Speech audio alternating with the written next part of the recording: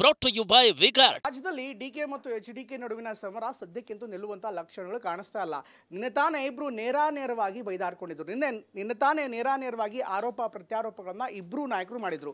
ಈಗ ಮತ್ತೆ DK ಶಿವಕುಮಾರ್ ವಿರುದ್ಧ ಕುಮಾರಸ್ವಾಮಿ ಹರಿಹಾಯ್ದಿದ್ದಾರೆ.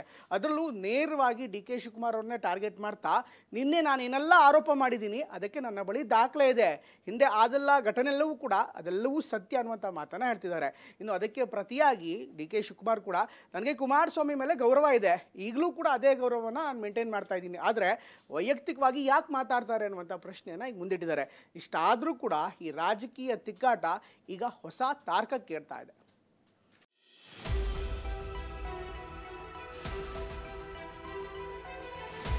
ಇದು 96-97ರಲ್ಲಿ ನಡೆದಂಥ ಘಟನೆ.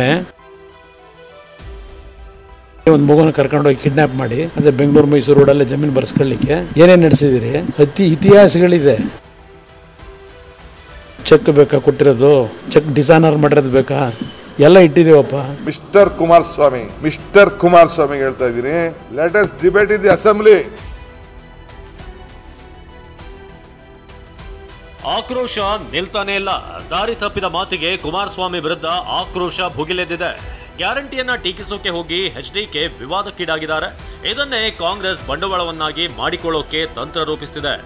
ಇವತ್ತು ಮಾತಿನ ಸಮರ ಮುಂದುವರೆದಿದ್ದು HDK ವಿರುದ್ಧ DCM DK ಮತ್ತೆ ಬೆಂಕಿ ಉಗುಳಿದ್ದಾರೆ.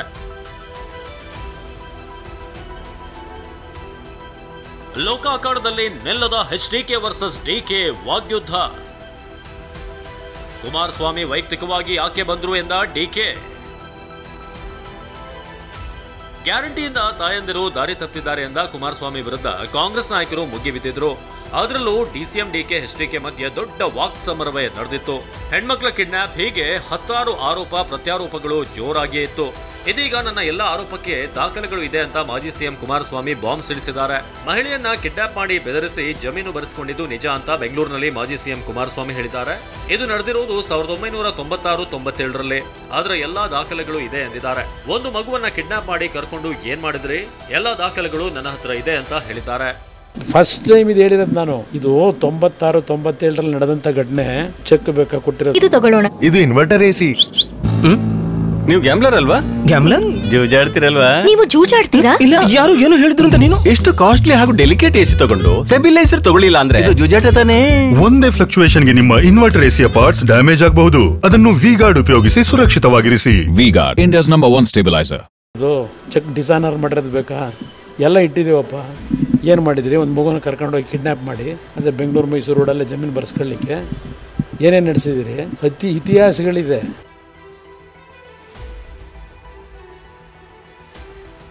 ವಿಧಾನಸೌಧಕ್ಕೆ ಚರ್ಚೆಗೆ ಬಾ ಎಂದು ಸವಾಲ್ ಹಾಕಿದ್ದ DCM DK ಸವಾಲನ್ನ ಕುಮಾರಸ್ವಾಮಿ ಸ್ವೀಕರಿಸಿದ್ದಾರೆ. ನಾನು ಎಲ್ಲಾ ಚರ್ಚೆಗೂ ಸಿದ್ಧನಿದ್ದೇನೆ ಅಂದಿದ್ದಾರೆ. ಅಲ್ಲಲ್ಲ, ನಾನು ಅದನ್ನೆಲ್ಲ ಇಲ್ಲಿ ಮಾತಾಡೋದಲ್ಲ. ಮಿಸ್ಟರ್ ಕುಮಾರಸ್ವಾಮಿ ಹೇಳ್ತಾ ಇದ್ದೀನಿ, you will not win the parliament election.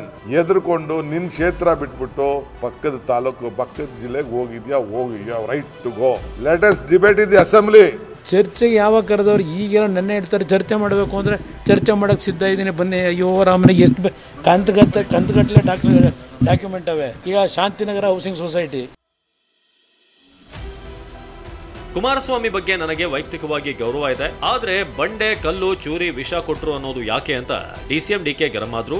Kumaraswamy ಏನೇ ಅಂದ್ರು ನಾನು ತಡೆದುಕೊಂಡಿದ್ದೇನೆ, ಗೌರವ ಕೊಡ್ತೀನಿ, ಸ್ವೀಕಾರ ಮಾಡಬೇಕು ಅಂದ್ರು.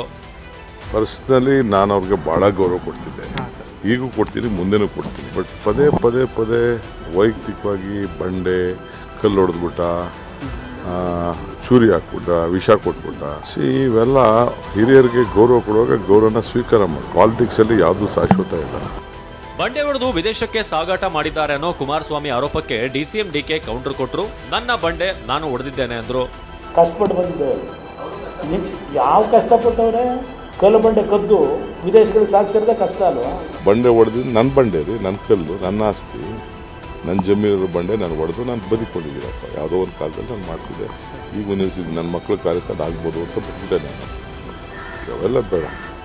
ಇನ್ನು ಹೆಣ್ಣು ಮಕ್ಕಳನ್ನ ಕಿಡ್ನಾಪ್ ಮಾಡಿ ಜಮೀನು ಖರೀದಿ ಅಂತ ಹೇಳಿದಂತ ಕುಮಾರಸ್ವಾಮಿ ಆರೋಪಕ್ಕೂ ಕೂಡ ಡಿಸಿಎಂ ಡಿಕೆ ಮಾತನಾಡಿ ಯಾವ ಹೆಣ್ಮಕ್ಳ ಜಮೀನು ಅಂತ ಗರಂ ಆದ್ರು.